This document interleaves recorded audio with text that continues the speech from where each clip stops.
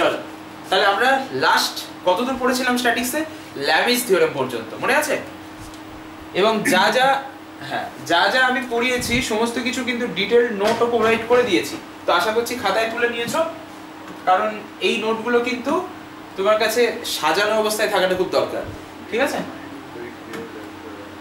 তো আজকে আমি যেটা স্টার্ট করব, যেটা দিয়ে স্টার্ট করব অ্যাকচুয়ালি, সেটা হচ্ছে রেজলিউশন অফ ফোর্সেস, বা বলতে পারো অ্যাকচুয়ালি রেজলিউশন না বলে রেজাল্টেন্ট কথাটা বলি, রেজাল্টেন্ট অফ দ্য ফোর্সেস।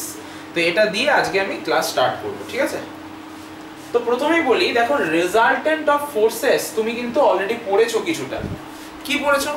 যে যদি তোমাকে দুটো কোপ্লানার ফোর্স দেওয়া থাকে পি এবং কিউ, যেটা আমরা অলরেডি পড়ে এসেছি, যদি পি আর কিউ দুটো কোপ্লানার ফোর্স দেওয়া থাকে, এবার সেই দুটো কোপ্লানার ফোর্স যদি রেজাল্টেন্ট বার করতে চাই, ঠিক আছে, তাহলে আমরা একটা ফর্মুলা ইউজ করে থাকি, সেটা হচ্ছে আর যদি পি আর কিউ রেজাল্টেন্ট হয় তাহলে আর equal to root over P square plus Q square plus 2pq cos alpha.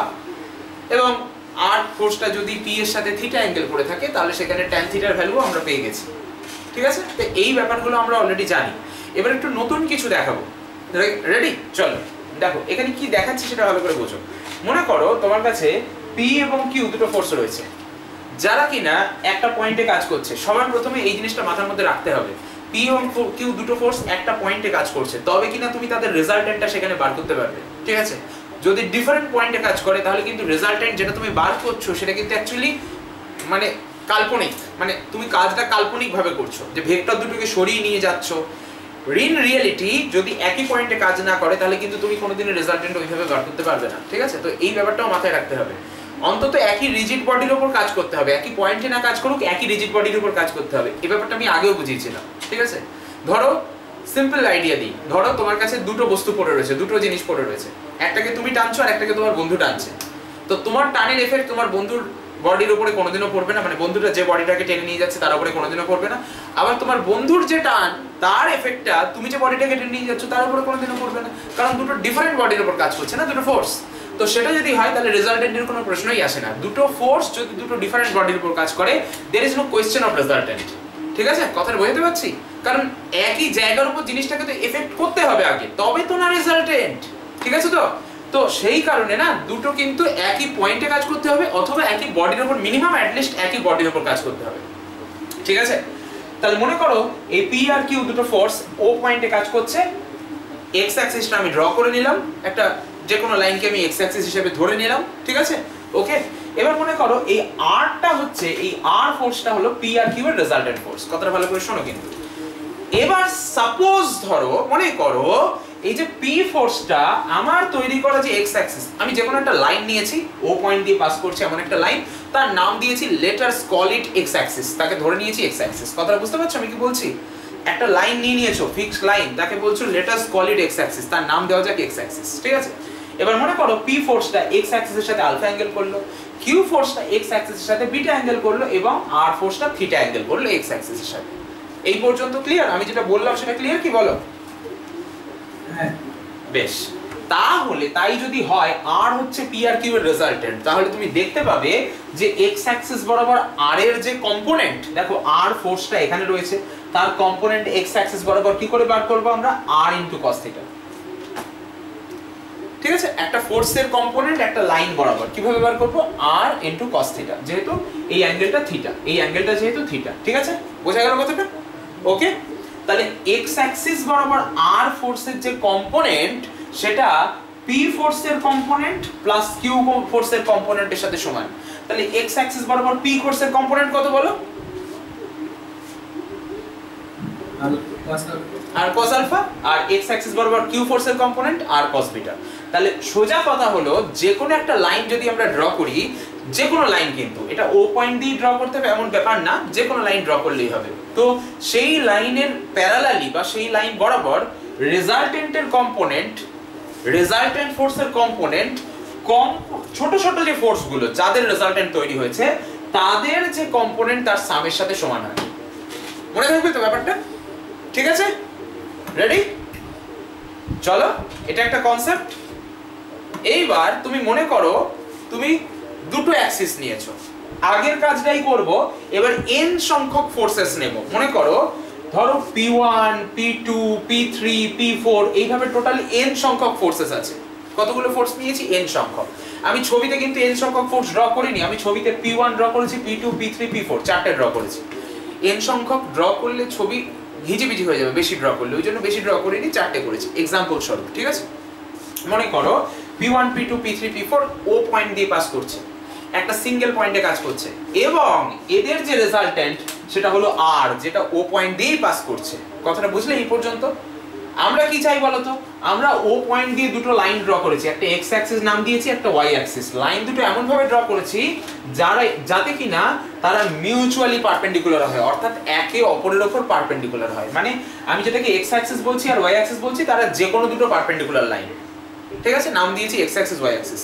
এবার বক্তব্য হলো, মনে করো P1 ফোর্সটা x অ্যাক্সিসের সাথে θ1 কোণ করেছে, θ1 অ্যাঙ্গেল তৈরি করেছে। P2 ফোর্সটা x অ্যাক্সিসের সাথে θ2 অ্যাঙ্গেল করেছে, and so on dot dot dot. তার মানে কি PI ফোর্সটা x অ্যাক্সিসের সাথে θi অ্যাঙ্গেল করেছে। ঠিক আছে তো? এই পর্যন্ত কথা ক্লিয়ার? ঠিক আছে, বলো। বেশ বেশ। এবার ধরো বললাম যে এদের যে রেজাল্টেন্ট r নিয়েছো, সেই r ফোর্সটা x অ্যাক্সিসের সাথে θ অ্যাঙ্গেল করছে। ঠিক আছে, আমি এত আর লিখিনি, এই ব্যাপারগুলো কনসেপচুয়াল, তোমার মাথায় ঢুকে গেলেই হবে। তুমি যখন নোট বানাবে না, ফ্রেশ নোট, সেখানে পরিষ্কার করে লিখে নেবে কথাটা। বাংলাতেই লেখো না রে বাবা, ইংলিশে লেখার তো দরকার নেই। যদি পারো ইংলিশে লেখো, না পারলে নর্মাল বাংলায় লিখে রাখো। এইগুলো তো পরীক্ষা এইভাবে আসে না, এগুলোতে অ্যাপ্লাই করতে হয় অঙ্কে। ঠিক আছে, এগুলো কনসেপ্টস, এগুলো হচ্ছে আইডিয়া, এগুলো তোমার সাবজেক্টের বেসটা স্ট্রং করবে, তোমার ভিতটাকে শক্ত করবে। ঠিক আছে, তো মনে করো r ফোর্সটা x অ্যাক্সিসের সাথে θ অ্যাঙ্গেল করেছে, তাহলে আমরা r ফোর্সের কম্পোনেন্ট অ্যালং x অ্যাক্সিস হচ্ছে r cos θ এবং অ্যালং y অ্যাক্সিস হচ্ছে r sin θ। ভালো করে শুনে নাও, r ফোর্সের কম্পোনেন্ট x অ্যাক্সিস বরাবর r cos θ আর y অ্যাক্সিস বরাবর কত হয়? r sin θ। এইটা আমরা ছোটবেলা থেকেই পড়েছি। ঠিক আছে, এবার এই r cos θ টা কার সাথে সমান হয় জানো? সেটা হচ্ছে প্রত্যেকটা ফোর্সের যদি আমি কম্পোনেন্ট বার করি x অ্যাক্সিস বরাবর, তার মানে P1 এর component P1 cos θ1 x Axis বরাবর, P2 এর component P2 cos θ2 x Axis বরাবর, P3 এর component P3 cos θ3 x Axis বরাবর, একইভাবে Pn পর্যন্ত তাদের যে সাম হয়, অর্থাৎ summation pi cos θi, i এর ভ্যালু 1 থেকে n, এটা r cos θ এর ভ্যালু। আবার r sin θ এর ভ্যালু কি? Summation pi sin θi, i এর ভ্যালু 1 থেকে n। এই দুটো বোঝা গেল এই পর্যন্ত? বলো। এবার ধরো কেউ চাইলো সে r এর ভ্যালুটা বার করবে, তাহলে কি করবে? এই r স্কয়ার cos স্কয়ার θ আর r square sin square θ add করে দেবে। ঠিক আছে, তারপরে স্কয়ার রুট করে দেবে। তাহলে r এর ভ্যালু কত হলো? √r square cos square θ plus r square sin square θ। এবার দেখো r cos θ এর ভ্যালু এটা, আমি যদি এখানে বসিয়ে দিই r cos θ আর r sin θ এর ভ্যালু যদি বসিয়ে দিই, তাহলে সরাসরি r এর ভ্যালু পেয়ে যাব। কি ইউজ করে পেয়ে যাব r এর ভ্যালু? ওই pi আর θi ইউজ করে, তাহলে রেজাল্টেন্ট পেয়ে যাব। এই হচ্ছে রেজাল্টেন্ট বার করার সহজ উপায়। ঠিক আছে, রেজাল্টেন্টের ম্যাগনিটিউড বার করার সহজ উপায়। আর রেজাল্টেন্টের ডিরেকশন কিভাবে পাবো? রেজাল্টেন্টের ডিরেকশন মানে অ্যাকচুয়ালি থিটা বার করতে হবে। থিটা মানে tan থিটা দিয়ে বার করতে হবে। tan থিটা মানে actually sin theta by cos theta. আমি যদি ওপর নিচে r দিয়ে গুণ করি, তাহলে r sin theta by r cos theta. আমার কাছে r sin থিটার ভ্যালুও আছে, r cos থিটার ভ্যালু আছে। আমি বসিয়ে দিলে tan থিটা পেয়ে যাব, মানে থিটা পেয়ে যাব। আমার কাজ শেষ। মাথায় ঢুকলো? বলো। ঠিক আছে, চলো নেক্সট কনসেপ্টে যাচ্ছি। এবার আসছি প্যারালাল ফোর্স। প্যারালাল ফোর্স মানে কি? প্যারালাল ফোর্স দুই রকম হতে পারে।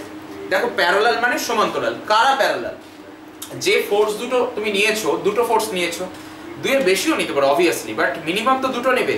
তাদের যে লাইন অফ অ্যাকশন, অর্থাৎ তারা যে লাইন বরাবর কাজ করছে, সেই লাইনগুলো হচ্ছে প্যারালাল টু ইচ আদার, একের সাথে অন্যে প্যারালাল। এবার হয় ফোর্সগুলো একই মুখে থাকবে, না হয় ফোর্সগুলো বিপরীত মুখে থাকবে। যদি একই মুখে থাকে তাকে বলে লাইক প্যারালাল ফোর্স। কি বলে? লাইক, অর্থাৎ একমুখী। আর বিপরীত মুখে থাকলে আনলাইক, অর্থাৎ বিপরীতমুখী। ইংরেজিটা মনে থাকবে লাইক, আনলাইক। ঠিক আছে তো? হয়েছে? আমাদের কাজ কি জানো? এই লাইক প্যারালাল ফোর্স আর আনলাইক প্যারালাল ফোর্সের রেজাল্টেন্ট ফোর্স বার করা। কি বললাম? লাইক প্যারালাল ফোর্স আর আনলাইক প্যারালাল ফোর্সের রেজাল্টেন্ট ফোর্স বার করা। তাহলে ছবির দিকে তাকাও, মনে করো এই পি ফোর্স আর এই কিউ ফোর্স, তারা লাইক প্যারালাল ফোর্স তৈরি করেছে। ঠিক আছে, আমরা চাই এই পি আর কিউ এর রেজাল্টেন্ট বার করতে। তাহলে এর ফর্মুলাটা শুধু জানতে হবে তোমাকে। বার করাটা কিন্তু আমাদের পরীক্ষায় আসবে না, আমাদের সিলেবাসের ভেতর পরীক্ষার প্রশ্ন হিসেবে আসবে না। আমাদেরকে শুধুমাত্র ফর্মুলাটা জানতে হবে অঙ্ক করার জন্য। আমাদের সিলেবাসে অঙ্ক আছে। ঠিক আছে, তাহলে চলো আজকে আমি প্রথমে তোমাকে ফর্মুলাটা বলি। দেখো, যদি আমি এই দুটো ফোর্স, একটা হচ্ছে পি ফোর্স একটা হচ্ছে কিউ ফোর্স, এদের রেজাল্টেন্ট বার করতে চাই, তাহলে রেজাল্টেন্টটা যেহেতু এরা লাইক ফোর্স, তাহলে রেজাল্টেন্টটা হবে অ্যাকচুয়ালি পি প্লাস কিউ, অর্থাৎ রেজাল্টেন্টের ম্যাগনিটিউড হবে পি প্লাস কিউ। সিম্পল জিনিস, ধরো দুই বন্ধু একটা ভারী জিনিসকে একই দিকে টানছো, তো যখন দুজনে একই দিকে টানছো তাহলে দুজনের যে সম্মিলিত বল, টোটাল ফোর্স, সেটা হয়ে যাবে রেজাল্টেন্ট। তার মানে দুটোকে অ্যাড করা হয়ে যাচ্ছে। আবার যদি উল্টো দিকে টানতে কি হতো, তাহলে মাইনাস হয়ে যেত, তাই না? সিম্পল না ব্যাপারটা? ঠিক আছে, তাহলে লাইক প্যারালাল ফোর্স থাকলে তাদের রেজাল্টেন্টে অ্যাড হয়ে যায়। কিন্তু রেজাল্টেন্টটা কোথা দিয়ে কাজ করে জানো? এই যে দুটো ফোর্স আছে, এই দুটো ফোর্সের যদি তুমি পয়েন্ট অফ অ্যাপ্লিকেশন এ আর বি বলো, ধরো এ আর বি হচ্ছে ফোর্স দুটোর পয়েন্ট অফ অ্যাপ্লিকেশন, ঠিক আছে? ওকে, তাহলে তাদেরকে একটা স্ট্রেট লাইন দিয়ে জয়েন করলে, সেই স্ট্রেট লাইনের উপর সি একটা পয়েন্ট এমন ভাবে অবস্থিত হবে in such a way that AC is to BC ratio, AC is to BC equals to Q force is to P force. মানে রেশিওটা উল্টে যায় অ্যাকচুয়ালি, রেশিওটা উল্টে যায় actually. AC is to BC equal to Q ফোর্সের magnitude by P ফোর্সের magnitude. এই রেশিওতে সি পয়েন্টটা বেরোয়। এটা প্রমাণ করা যায়, কিন্তু আমাদের প্রমাণ লাগে না। এটা আমরা কোথায় পড়েছি? আমরা কিন্তু 11-12 ফিজিক্সে পড়েছি। আমাদের সেই জিনিসটা রিকল করা হচ্ছে, রিভিশন এটা অ্যাকচুয়ালি। ঠিক আছে তো? বলো, মনে পড়েছে ব্যাপারটা? রেডি? এটাই যদি আনলাইক হতো, আচ্ছা লাইকের ক্ষেত্রে কিন্তু সি পয়েন্টটা এ আর বি এর মধ্যবর্তী কোনো একটা point, in between A and B, অর্থাৎ এ আর বি এর মাঝে কোথাও থাকবে, ঠিক মাঝখানে থাকবে বলছি না, মাঝে কোথাও থাকবে। কোথায় থাকবে? যে ফোর্সটা বড়, যে ফোর্সের ম্যাগনিটিউড বেশি, একটু তার দিকে চেপে থাকবে। কি করে বুঝলে যে ফোর্সের ম্যাগনিটিউড বেশি তার দিকে চেপে থাকবে? খেয়াল করো, দেখো তোমার পি ফোর্সটা একটু লেন্থে লম্বা, পি ফোর্সটা এটা, কিউ ফোর্সটা এটা, পি ফোর্সটা একটু লেন্থে লম্বা, মানে পি ফোর্সের ম্যাগনিটিউডটা বড়। তুমি যখন এসি ইজ টু বিসি করেছো, কিউ ইজ টু পি হয়েছে, তার মানে অ্যাকচুয়ালি হিসাব মতো পিটা বড় যেহেতু, তাহলে বিসিটা বড়। বিসিটা বড় মানে সি পয়েন্টটা বি এর থেকে বেশি দূরে আছে, তার মানে সি পয়েন্টটা এ এর থেকে কাছে আছে, তার মানে কি এই রেজাল্টেন্ট ফোর্সটা বড় ফোর্সের কাছে আছে। বুঝতে পারলে? ঠিক আছে, বলো, এটাই তো হওয়া উচিত নাকি? রেজাল্টেন্টটা তো বড় ফোর্সেরই কাছে থাকা উচিত। রেডি? এবার আসছি unlike parallel force. Unlike parallel ফোর্সে দু রকম সিচুয়েশন আসতে পারে। একটা সিচুয়েশন হচ্ছে, এই যে দুটো ফোর্স, ধরো একটা পি একটা কিউ নিয়েছি, এরা অসমান হতে পারে অথবা এরা সমানও হতে পারে। আমরা প্রথম ডিসকাশনটা করব যখন এটা অসমান, কারণ এরা যদি সমান হয় তাহলে কিন্তু রেজাল্টেন্ট ফোর্স জিরো হয়ে যাবে। যেহেতু দুটো অপোজিট ডিরেকশনে ফোর্স কাজ করছে, যদি সমান হয়ে যায় রেজাল্টেন্ট ফোর্স জিরো হয়ে যাবে। তাহলে সেটা একটা আলাদা কনসেপ্ট, সেটা একটা আলাদা কনসেপ্ট, টোটালি আলাদা কনসেপ্ট, সেটাকে আমরা আলাদা করে পড়বো, এখানে পড়বো না। এখানে তাহলে কি পড়বো? যখন ফোর্স দুটো অসমান, আনইকুয়াল, অসমান, ঠিক আছে, তখন তাদের রেজাল্টেন্ট কি হবে না, বড় ফোর্স মাইনাস ছোট ফোর্স। কোন দিকে কাজ করবে? যেদিকে বড় ফোর্সটা আছে সেদিকে, মানে বড় ফোর্সটা যদি এদিকে থাকে তাহলে এদিকে কাজ করবে। কিন্তু কোথায় কাজ করবে সেটা বুঝতে হবে। লাইক প্যারালাল ফোর্সের ক্ষেত্রে রেজাল্টেন্ট দুটো পয়েন্টের মাঝখানে কাজ করছিল, ইন বিটুইন কোথাও একটা। আনলাইক প্যারালাল ফোর্সের ক্ষেত্রে কিন্তু এই দুটো পয়েন্টের মাঝে আর কাজ করবে না, এবার বাইরে কাজ করবে। বাইরে মানে কার ঘেঁষে? কোন দিকটায় বাইরে? যেদিকে বড় ফোর্সটা আছে সেদিকটায়, মানে বড় ফোর্সটা আমার পি, তাই জন্য পি মাইনাস কিউটা এইখানে কাজ করছে। এবার সি পয়েন্টটা কি করে বার করব? সি পয়েন্টটা বার করার ফর্মুলা হচ্ছে আগের ফর্মুলাটাই actually, AC is to BC. দেখো এবার সি পয়েন্ট এখানে এটা এ এটা বি, তাহলে AC is to BC equals to Q by P. ফর্মুলাটা কিন্তু সেম, ফরচুনেটলি ফর্মুলাটা কিন্তু সেম, তাই জন্য পরীক্ষায় মনে রাখাটা সুবিধা।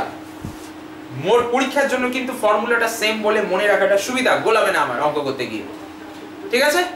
এবং এখানেও খেয়াল করে দেখো, যে ধরো একই জিনিসকে দুজনে উল্টো দিকে টানছে, যার গায়ের জোর বেশি ফোর্সটা তার দিকে কাজ করবে এবং তার কাছাকাছি কাজ করবে।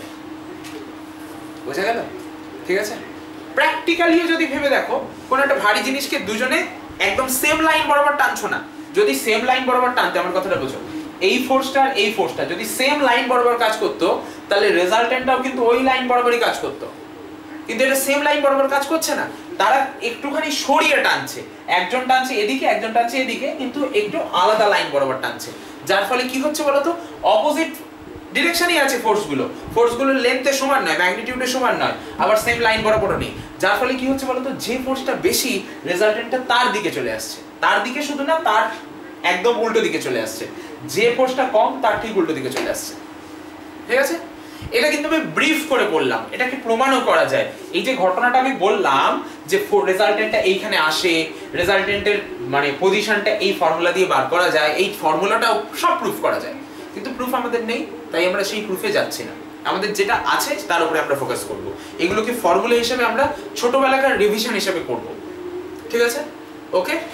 এর উপর যদি আমরা টাইম ইনভেস্ট করি তাহলে আমাদের মেন জিনিসটা নড়বড়ে হয়ে যাবে, তাই এর উপরে আমরা টাইম ইনভেস্ট করব না, শুধু এইটা মনে করছি, রিকল। তুমি একটা জিনিস খেয়াল করে যদি দেখো, এই জিনিসগুলো কিন্তু এই প্রুফ টুফগুলো এভরিথিং তোমরা ফিজিক্সে সব করেছো, সেম প্রুফ এখানেও, তাই আর এখানে করা হচ্ছে না। পরীক্ষায় আসলে কিন্তু অবশ্যই করা হতো, কিন্তু এগুলো পরীক্ষায় আসে না। কনসেপ্ট হিসেবে আমাদের মেন কনসেপ্টের মধ্যে, মেন অঙ্কের মধ্যে কাজে লাগবে। ঠিক আছে, সেই জন্য এটা করা। বোঝা গেল? ঠিক আছে, চলো পরেরটাই যাই। বলো। চলো, এইবার আমরা যেটা পড়বো সেটা হচ্ছে মোমেন্ট। মোমেন্ট কি জিনিস? ধরো তোমাকে একটা এক্সাম্পল দিই, এক্সাম্পলটা দিলে ব্যাপারটা আরো ক্লিয়ার হবে। ধরো এই দরজাটা আমি খুলবো, এই যে দরজাটা দেখছো, ধরো ঘরের একটা দরজা, এই দরজাটাকে আমি খুলবো। আমার ইচ্ছা হলো দরজাটায় আমি ফোর্সটা এরকম, আমাকে কেউ বলেছে যে দরজাটা ধাক্কা দিলেই খুলে যাবে, এবার ধাক্কাটা কোথায় দেবো সেটা হচ্ছে ইম্পর্টেন্ট। আমি কি করলাম, এই দরজার পাল্লা এরকম বরাবর ধাক্কা দিলাম, দরজা কি খুলবে? খুলবে? খুলবে না। দরজার পাল্লাটা এরকম আছে, আমি এরকম এর উপর ধাক্কাটা দিলাম, কোনোদিন পাল্লা খুলবে না। তাহলে কোথায় ধাক্কাটা দিতে হবে? এইখানটায় ধাক্কা দিতে হবে, এইখানটায়। এই পাল্লাটা আছে, এইখানটায় ধাক্কা দেবো, তবে না খুলবে। এই যে খুলছে, বোঝা গেল? কিন্তু তাহলে এখানে ধাক্কা দিলে কেন খোলেনি, সবার প্রথম কোয়েশ্চেন। মানে এই বরাবর ধাক্কা দিলে কেন খোলেনি, সবার প্রথম কোয়েশ্চেন। দ্বিতীয় কোয়েশ্চেন হচ্ছে, ধরো এই পাল্লাটা আছে, সিম্পল আইডিয়া দিচ্ছে, এই পাল্লাটা আছে, আমি যদি, এটা তো বুঝে গেছি এখানে ধাক্কা দিলে খুলবে, এখানে ধাক্কা দিলে খুলবে, এখানে ধাক্কা দিলে খুলবে। আচ্ছা, একটা জিনিস কি আমরা বলতে পারি যে এখানে যতটা ধাক্কা দিলে খুলবে, এখানে তার থেকে বেশি ধাক্কা দিতে হবে, আবার এখানে যতটা ধাক্কা দিলে খুলবে, এখানে তার থেকে আরো বেশি ধাক্কা দিতে হবে? বলতে পারি কথাটা? ফিল করেছি আমরা এটা? নরমাল আমাদের নিজেদের লাইফে ফিল করি তো নাকি, বলো? করি আমরা ফিল। আচ্ছা, যদি আমি ধাক্কাটা এইখানটায় দিই, একদম কবজার উপরে, খুলবে দরজাটা? খুলবে না। তাহলে দরজাটা এইখানে ধাক্কা দিলেও খুলছিল না, আবার এই কবজায় ধাক্কা দিলেও খুলবে না। শুধু তাই নয়, কবজার যত কাছাকাছি ধাক্কাটা দেব তত বেশি ফোর্স অ্যাপ্লাই করতে হবে। তাহলে নিশ্চয়ই এখানে শুধু ফোর্সের কাজ নয়, কারণ অনেক সময় দেখছি দুটো কেস আমার সামনে চলেই আসলো যেখানে ফোর্স দরজাটা খুলতে অপারক, অর্থাৎ সে হার মেনে গেল, তার দ্বারা দরজাটা খুলছেই না। তাহলে নিশ্চয়ই কিছু একটা ব্যাপার আছে যেটা একটা স্পেশাল ভূমিকা পালন করেছে, শুধু ফোর্সের খেলা নয়, কিছু একটা আছে এখানে। মানছো তো নাকি কিছু একটা আছে? হ্যাঁ কি? এই যে বললাম কিছু একটা আছে, তাহলে ফোর্সের সাথে সাথে আরেকটা জিনিস আছে, সেটা হচ্ছে ডিসটেন্স। শুধু ফোর্সের খেলা নয়, ডিসটেন্সেরও খেলা আছে। যেমন আমি আরেকটা এক্সাম্পল দিই, ধরো তুমি ক্রিকেট খেলছো, ঠিক আছে, বলটা ব্যাট দিয়ে সজোরে মারলে। আচ্ছা, বলটা ব্যাটের যেখানেই লাগুক না কেন, শট কি একই রকম হয়? হয় না। ব্যাটের কিছু পজিশন আছে যার উপরে শট ডিপেন্ড করে। ব্যাটের যদি একদম মিডলে লাগে, বা যেখানে হ্যান্ডেল ব্যাটের তার কাছে লাগে, মানে আমি বলছি ব্যাটের ফ্ল্যাট পোর্শনেই লেগেছে, ব্যাটের এন্ড মানে কানা বা কিনারা যেটাকে বলে সেখানে লাগেনি, ওখানে লাগলে তো গল্প হয়ে যেতে পারে, সেটার কথা আলাদা, আমি ওটা ধরছি না, আমি বলছি ফ্ল্যাট পোর্শনেই লেগেছে।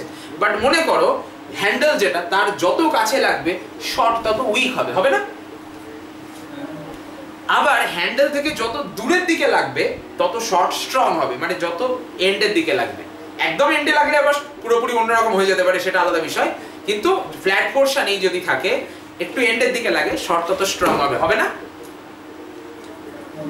তাহলে এই যে দেখো, ব্যাটসম্যান একই ফোর্স নিয়ে মারছে, ব্যাটসম্যানের ফোর্স চেঞ্জ হচ্ছে না। ব্যাটসম্যান যখন মারছে সে সেম ফোর্সে মারছে, বাট এই আমি ধরে আছি বলটা এখানে লাগলো, যতটা মানে ভালো শট হবে, যদি বলটা এখানে লাগে অনেক ভালো শট হবে না? বলো, এখানে লাগলে যতটা শট হবে এখানে লাগলে অনেক ভালো শর্ট হবে না, বলো হবে তো? আচ্ছা, তাহলে আমার ফোর্সে আমি চেঞ্জ করছি না, কিন্তু ওই ডিস্টেন্সের কিছু একটা বিষয় এখানে ঘটে যাচ্ছে।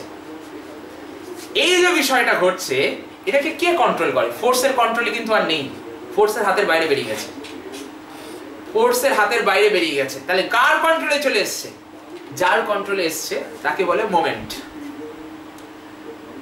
মোমেন্টের দুটো জিনিস গুরুত্বপূর্ণ, এক হচ্ছে ফোর্স, দুই হচ্ছে ডিস্টেন্স। কি ডিস্টেন্স না ডিস্টেন্স সব বলবো, ঠিক আছে? তবে এই দুটো ফ্যাক্টর মোমেন্টের মধ্যে সমান সমান ভাবে দায়ী। শুধু ফোর্স দিয়ে কিন্তু হবে না, তার সাথে আরো একটা বিষয় এখানে ঢুকছে, সেটা হলো মোমেন্ট। ঠিক আছে? মোমেন্টের কাজ কি?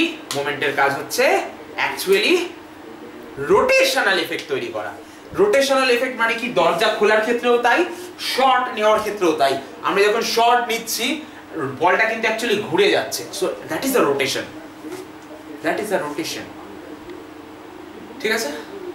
হ্যান্ড পাম্প দেখেছো? হ্যান্ড পাম্প নিশ্চয়ই দেখেছো, না দেখে যাবে কোথায়? আমরা বলি চাপা কল বা টিউবওয়েল, হ্যান্ড পাম্প দেখেছো নিশ্চয়ই। কি বলো? হ্যান্ড পাম্পে যখন জল তোলা হয় না, যদি একদম ধারের দিকে ধরে পাম্প করি, কম চেপে জল তাড়াতাড়ি পড়ে। আবার যত দূরের দিকে, মানে যত মাথার দিকে এগিয়ে যাব, একটু একটু করে হ্যান্ডেলটা থেকে মাথার দিকে এগিয়ে যাব, আস্তে আস্তে হ্যান্ডেল বরাবরই যাব, মাঝে হ্যান্ডেলের মাঝে ধরলাম, একটু বেশি কষ্ট করতে হবে, তবে সেম পরিমাণ জল পড়বে। আবার একটু মাথার দিকে গেলাম, তো একদম কষ্ট করতে হবে, তারপর একটু জল পড়বে। আর একদম যেখানে যুক্ত আছে সেখানটা ধরে দিয়ে চাপ দিয়ে কোনো লাভ হবে না। ঠিক আছে? অর্থাৎ তুমি সেম ফোর্স দিচ্ছ, কিন্তু ফোর্সের পজিশনিং এর উপর অনেক ডিফারেন্স চলে আসছে সবকিছুতে। এই ঘটনাটা ঘটে মোমেন্টের জন্য। কিসের জন্য? মোমেন্টের জন্য। তো মোমেন্ট অ্যাকচুয়ালি কি কাজ করে সেটা আসবো। চলো, ধরো তোমাকে বললাম যে এই একটা বডি রয়েছে, রিজিড বডি, এর উপর তুমি একটা এফ ফোর্স কাজ করেছো, এফ ফোর্স কাজ করিয়েছো। ঠিক আছে? ওকে, এখানে একটা ফিক্সড পয়েন্ট নিয়ে নাও। ওকে, ঠিক আছে? যে ফিক্সড পয়েন্ট থেকে এই ফোর্সের যে লাইন আছে তাকে আমরা বলি লাইন অফ অ্যাকশন। সেই লাইন অফ অ্যাকশনের পারপেন্ডিকুলার ডিসটেন্স হচ্ছে ডি। এই ফিক্সড পয়েন্টের মানে হচ্ছে এটা রিজিড বডির মধ্যে একটা ফিক্সড পয়েন্ট, এই পয়েন্টটা চেঞ্জ হবে না, তাই জন্য একে বলা হচ্ছে ফিক্সড পয়েন্ট। মনে করো এই ফোর্সের যে লাইন অফ অ্যাকশন তার থেকে এই ফিক্সড পয়েন্টের পারপেন্ডিকুলার ডিসটেন্স হচ্ছে ডি। ঠিক আছে? তাহলে এই ফোর্সের জন্য এই ফিক্সড পয়েন্টের রেসপেক্টে যতটা রোটেশনাল এফেক্ট তৈরি হবে, ভালো করে শোনো আমার কথাটা, এই ফোর্সটার জন্য এই ফিক্সড পয়েন্টের রেসপেক্টে এই রিজিড বডির মধ্যে যতটা রোটেশনাল এফেক্ট তৈরি হবে বা রোটেশনাল টেন্ডেন্সি তৈরি হবে, তার পরিমাণটা হচ্ছে, তার অ্যামাউন্টটা হচ্ছে এফ ইনটু ডি। ঠিক আছে? কথাটা বুঝলে? আমি কি বললাম, আমার কথাটা ফলো করতে পারলে? এই ফিক্সড পয়েন্টের রেসপেক্টে এই রিজিড বডির উপর এই ফোর্সের জন্য এই ফিক্সড পয়েন্টের রেসপেক্টে যতটা ঘূর্ণন প্রবণতা তৈরি হবে, রোটেশনাল টেন্ডেন্সি, তার পরিমাণটা হচ্ছে, তার অ্যামাউন্টটা হচ্ছে এফ ইনটু ডি, যেখানে এফ হলো এই ফোর্সটার ম্যাগনিটিউড আর ডি হলো এই পারপেন্ডিকুলার ডিসটেন্সটা। কোথা থেকে কোথায় পারপেন্ডিকুলার ডিসটেন্স? ফোর্সের যে লাইন অফ অ্যাকশন আছে তার উপরে এই ফিক্সড পয়েন্ট থেকে পারপেন্ডিকুলার ডিসটেন্স। এর মধ্যে যদি কোনো একটা জিরো হয়ে যায় তাহলে কিন্তু এই রোটেশনাল টেন্ডেন্সি বা রোটেশনাল এফেক্টটাই জিরো হয়ে যাবে। বা কোনো একটা যদি কমে, এফ আর ডি গুণ করেছো, ধরো এফটা কমে গেল, তাহলে রোটেশনাল এফেক্ট কমে যাবে, রোটেশনাল টেন্ডেন্সি কমে যাবে। ধরো ডি কমে গেল, রোটেশনাল টেন্ডেন্সি কমে যাবে। ধরো ডি বেড়ে গেল, রোটেশনাল টেন্ডেন্সি বেড়ে যাবে। ধরো এফ বেড়ে গেল, রোটেশনাল টেন্ডেন্সি বেড়ে যাবে। অর্থাৎ এই ডিসটেন্সটা যত বড় হবে, সেম ফোর্সের রোটেশনাল টেন্ডেন্সি তত বেশি হবে। আর এই ডিসটেন্সটা যত কম হবে, সেম ফোর্সের রোটেশনাল টেন্ডেন্সি তত কম হবে। রোটেশনাল টেন্ডেন্সি দুভাবে মেজার করা যায়, একটা হচ্ছে পজিটিভ রোটেশন, একটা নেগেটিভ রোটেশন। যখন রোটেশনটা এই ও পয়েন্টের রেসপেক্টে ক্লকওয়াইজ হয়, ঘড়ির কাঁটার দিকে, ও পয়েন্টের রেসপেক্টে বলেছি, তাহলে ফোর্সটাকে ঘুরিয়ে ও পয়েন্টের দিকে মুখটা করতে হবে। এই যে ফোর্সটা আছে এটাকে তুমি ধরো, এটা হাতল মনে করো, এটা হ্যান্ডেল মনে করো, এটাকে ধরলে আমার হাতটাকে ফলো করো। এই ফোর্স আছে তো, দেখতে পাচ্ছ ফোর্সটা? বলো, এই ফোর্সটা আছে, এটাকে এই ঘোরাও, ও পয়েন্টের দিকে ঘোরাও। কার দিকে ঘোরাবে? যার অ্যাবাউটে ডিসকাস করছো তার দিকে ঘোরাবে। ঘোরালে ডিরেকশনটা কি, ক্লকওয়াইজ হচ্ছে না অ্যান্টি ক্লকওয়াইজ হচ্ছে? এখানে বলো কি হচ্ছে? Anti clockwise. তাই জন্য এটাকে বলা হয় পজিটিভ রোটেশন। তাই আমরা মোমেন্ট কথাটা ইউজ করব ওই রোটেশনের অ্যামাউন্টটাকে মেজার করার জন্য। তাহলে সেই মোমেন্টটা পজিটিভ, কিন্তু রোটেশনটা যদি নেগেটিভ হতো মানে ক্লকওয়াইজ হতো তখন আমি নেগেটিভ রোটেশন বলতাম, মোমেন্টটাকে নেগেটিভ বলতাম। হয়েছে? তাহলে আমরা এই রোটেশনাল টেন্ডেন্সি যেটা বললাম সেটা অ্যাকচুয়ালি দুজনের সাথে ডাইরেক্টলি প্রপোর্শনাল। একটা হচ্ছে ফোর্সের সাথে ডাইরেক্টলি প্রপোর্শনাল, এটা হচ্ছে প্রপোর্শনালিটি সাইন, বাংলায় বলে ভেদ। পড়েছো তো নিশ্চয়ই প্রপোর্শনালিটি বা ভেদ, ঠিক আছে? তাহলে রোটেশনাল টেন্ডেন্সিটা প্রপোর্শনাল টু এফ, রোটেশনাল টেন্ডেন্সিটা প্রপোর্শনাল টু ডি। তাহলে আমি যদি জয়েন্ট প্রপোর্শন করি, জয়েন্ট প্রপোর্শন মানে হচ্ছে যুক্ত ভেদ যেটাকে বলে, তাহলে রোটেশনাল টেন্ডেন্সিটা এফ ইনটু ডি এর সাথে ডাইরেক্টলি প্রপোর্শনাল। এই এফ ইনটু ডি টাকে বলে অ্যামাউন্ট অফ দ্য মোমেন্ট বা magnitude of the moment of the force. এটা ম্যাগনিটিউড কেন বলা হলো? কারণ মোমেন্ট অ্যাকচুয়ালি একটা ভেক্টর কোয়ান্টিটি। মোমেন্টের ডিরেকশন কি হয়? মোমেন্টের দুই রকম ডিরেকশন হতে পারে। একটা হচ্ছে এই ও পয়েন্ট থেকে তোমার দিকে মানে হচ্ছে যে প্লেনে রোটেশন হচ্ছে সেই প্লেন থেকে উপরের দিকে, বা সেই প্লেন থেকে ভেতরের দিকে। যদি প্লেনটা তোমার সামনে থাকে উপরের দিকে মানে তোমার দিকে উঠে আসবে, যদি ভেতরের দিকে বলো তাহলে ভেতর দিকে ঢুকে যাবে। যখন রোটেশনটা অ্যান্টি ক্লকওয়াইজ হয় তখন আমরা বলি যে মোমেন্ট যে ভেক্টরটা সেটা আমার দিকে আসছে, টুয়ার্ডস দ্য ভিউয়ার, ভিউয়ারের দিকে, ভিউয়ার মানে দর্শক, ঠিক আছে? আর যখন ক্লকওয়াইজ মুভমেন্ট হয় তখন আমরা বলি অ্যাওয়ে ফ্রম দ্য ভিউয়ার। তার মানে তখন কি হয়? আমার পেনটাকে ফলো করো, এই ও পয়েন্ট দিয়ে ওই উল্টো দিকে বোর্ড ফুটো করে উল্টো দিকে যে ভেক্টরটা হবে সেটা নেগেটিভ মোমেন্টের জন্য, আর পজিটিভ মোমেন্টের জন্য বোর্ড থেকে আমার দিকে উঠে আসবে যে ভেক্টরটা সেটা। বোঝা গেল মোমেন্টের গল্পটা? বলো। যখন তুমি এখানে ডিসকাশনটা করছিলে, এবার এখানের সাথে তুলনাটা করো। যখন তুমি এখানে ডিসকাশনটা করছিলে, এই দরজায় যখন তুমি ফোর্সটা এরকম অ্যাপ্লাই করেছো, মানে দরজার যে পাল্লাটা আছে, দরজার যে প্যানেলটা আছে সেই প্যানেলের উপর এইরকম ফোর্সটা অ্যাপ্লাই করেছো। প্যানেলটা ধরো এটা, তুমি ফোর্সটা অ্যাপ্লাই করেছো এরকম ভাবে। তুমি যখন এরকম ফোর্সটা অ্যাপ্লাই করছো, বলো তো এখানে ফিক্সড পয়েন্ট কি? প্যানেলের এই যে কবজাটা রয়েছে, যেখানে প্যানেলটা জোড়া রয়েছে, দরজার প্যানেলটা তো দেওয়ালের সাথে জোড়া থাকে এক জায়গায়, সেই যে কবজাটা, সেই কবজার উপর যে কোনো পয়েন্ট ফিক্সড পয়েন্ট, ঠিক আছে? তোমার ফোর্সটা অ্যাকচুয়ালি ফিক্সড পয়েন্ট দিয়ে পাস করে যাচ্ছে যদি তুমি ফোর্সটা এরকম অ্যাপ্লাই করো। করছে না পাস? বলো। যদি তুমি ফোর্সটা এরকম অ্যাপ্লাই করো, ডাইরেক্ট ফিক্সড পয়েন্ট দিয়ে পাস করছে, তাহলে ফোর্সের যে লাইন অফ অ্যাকশন তার উপরে ওই ফিক্সড পয়েন্ট থেকে পারপেন্ডিকুলার ড্র করলে পারপেন্ডিকুলারের লেন্থটা হয়ে যাচ্ছে 0। বোঝা গেল? তাহলে ডিটা হয়ে যাচ্ছে 0। তোমার ফর্মুলা ডিটা যদি 0 হয়, তাহলে এফ ইনটু ডি যখন তুমি ক্যালকুলেট করছো, এই যে এফ ইনটু ডি যখন তুমি ক্যালকুলেট করছো, ডি যদি 0 হয়ে যায় তাহলে মোমেন্ট 0 হয়ে গেল, তাহলে there is no rotational tendency, তাই দরজা খুলবে না। ঠিক আছে? একইভাবে তুমি যখন দরজার কবজায় এইভাবে ফোর্সটা অ্যাপ্লাই করছো, তখনও অ্যাকচুয়ালি কবজার উপর যে কোনো পয়েন্ট ফিক্সড পয়েন্ট, তাহলে ফোর্সের উপর পারপেন্ডিকুলার ডিসটেন্সটা ওই ফিক্সড পয়েন্ট থেকে 0 হয়ে যাচ্ছে, তাই রোটেশনটা হচ্ছে না। কিন্তু তুমি যখন ফোর্সটা এরকম অ্যাপ্লাই করছো তখন এই ডিসটেন্সটা, পারপেন্ডিকুলার ডিসটেন্সটা তৈরি হচ্ছে। যখন এরকম ফোর্সটা অ্যাপ্লাই করছো এই পারপেন্ডিকুলার ডিসটেন্সটা তৈরি হচ্ছে, তাই জন্য রোটেশন অবশ্যই হবে। কিন্তু ফোর্স যত দূরে সরাতে থাকবে, ধরো এই ফোর্সটা যখন অ্যাপ্লাই করেছো পারপেন্ডিকুলার ডিসটেন্সটা বেড়ে গেল, এইখানে যখন ফোর্স অ্যাপ্লাই করছো পারপেন্ডিকুলার ডিসটেন্সটা আরো বেড়ে গেল, তাই জন্য ডি যত বাড়ছে তত মোমেন্টটাও বাড়ছে। আমরা তো দেখেছি মোমেন্টটা অ্যাকচুয়ালি ডি এর সাথে প্রপোর্শনাল, তাহলে ডি যত বাড়বে মোমেন্ট তত বাড়বে, তাই যত ধারের দিকে তুমি ধাক্কাটা মারবে দরজা তত বেশি জোরে খুলবে বা তাড়াতাড়ি খুলবে। ঠিক আছে? ক্রিকেট ব্যাটের শটের ক্ষেত্রেও তাই, তুমি যেখানে ধরে রয়েছো ব্যাটটাকে সেইটা অ্যাকচুয়ালি ফিক্সড, তোমার হাত যেখানে ধরে রয়েছে সেটা ফিক্সড, সেখান থেকে যত দূরের দিকে বলটা তোমার লাগবে ডিসটেন্সটা তত বাড়ছে, ওই ফিক্সড পয়েন্ট থেকে ফোর্সের অ্যাপ্লিকেশনের, ফোর্সের যে লাইন অফ অ্যাকশন তার ডিসটেন্সটা বাড়ছে, মোমেন্ট তত বেড়ে যাবে, রোটেশনটা তত জোরে হবে, বল তত জোরে ছক্কা হবে। বুঝতে পারলে ব্যাপারটা? বলো। চাপা কল মানে হ্যান্ড পাম্পের ক্ষেত্রেও তাই ব্যাপারটা, যেখানে জোড়া থাকে হ্যান্ড পাম্পের মাথার সাথে হ্যান্ডেলটা, সেটা ফিক্সড পয়েন্ট, সেখান থেকে ডিসটেন্সটা যত বাড়বে ফোর্সের অ্যাপ্লিকেশনের, ফোর্স তুমি যেখানে অ্যাপ্লাই করছো তার ডিসটেন্স যত বাড়বে তত তাড়াতাড়ি জল পড়বে। বোঝা গেছে? বলো। এই ছবির মতো ক্লিয়ার করতে পারছি তো সব, নাকি সবটা ছবির মতো ক্লিয়ার হচ্ছে তো? ঠিক আছে? খুব স্বাভাবিকভাবে আগেরটা যদি পজিটিভ মোমেন্ট হয়, দেখো তো এই মোমেন্টটা কেমন, এইটা ও পয়েন্ট ফিক্সড, এইটা হচ্ছে ফোর্স এফ ফোর্স, তাহলে এর রোটেশনাল টেন্ডেন্সি যেটা তৈরি হচ্ছে সেটা কিভাবে বুঝবো? আমি ফোর্সটাকে ঘুরিয়ে দেবো ও পয়েন্টের দিকে, তাহলে এই আমার ফোর্স রয়েছে, এটাকে ও পয়েন্টের দিকে ঘোরাচ্ছি, এই ফোর্সটা ধরে ও পয়েন্টের দিকে ঘোরাবো। উদ্দেশ্যটা কি? যে রোটেশনটা যেন ফিক্সড পয়েন্টের দিকে হয়। ঠিক আছে? তাহলে রোটেশনটা ফিক্সড পয়েন্টের দিকে হবে, অনেকে ভুল করে জানো তো, কি ভুল করে জানো তো, অনেকে ফোর্সটা নিয়ে এরকম ঘুরিয়ে দিল, আমার আঙুলটা দেখো, অনেকে ফোর্সটা নিয়ে এরকম ঘুরিয়ে দিল, কখনো ঘুরবে না এরকম। সব সময় রোটেশন মানে ফিক্সড পয়েন্টের দিকে ঘোরাতে হবে, ফিক্সড পয়েন্টের উল্টো দিকে ঘোরালে মিনিংলেস হয়ে গেল, সেন্সলেস হয়ে গেল ব্যাপারটা, ঠিক আছে? তাহলে দেখো তো এখানে যে রোটেশনাল টেন্ডেন্সিটা সেটা ক্লকওয়াইজ না অ্যান্টি ক্লকওয়াইজ, বলো? ক্লকওয়াইজ, সেই জন্য moment negative minus F into D.